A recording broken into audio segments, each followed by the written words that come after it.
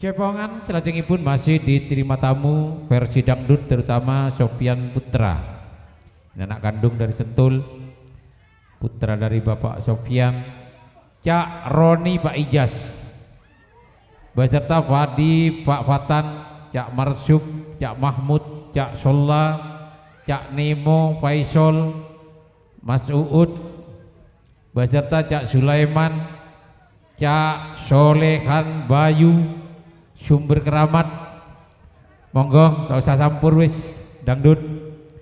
Cong Tiono Sentul, Cak Hermanto Siga Pamatan, Halima Mimin Sentul, Cak Tinari Pak Ripin Sentul, Slamet Martono Sumber Keramat, Cak Rofik Putra Sentul, Pak Tommy Sentul, Cak Faisal Sentul.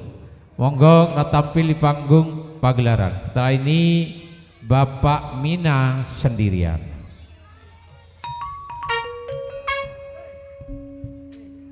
Jejak Sofyan Putra, Roni Pak Ijaz Pati Pak Fatan, Cak Marjuk, Cak Mahmud, Cak Solan, Cak Nemo, Cak Faisal, Cak Uud, Cak Sulaiman, Solihan Bayu, Cong Tiono, Cak Hermanto, Nasika, Cak Alima, Mimin Tinari, Pak Ripin dan kawan-kawan.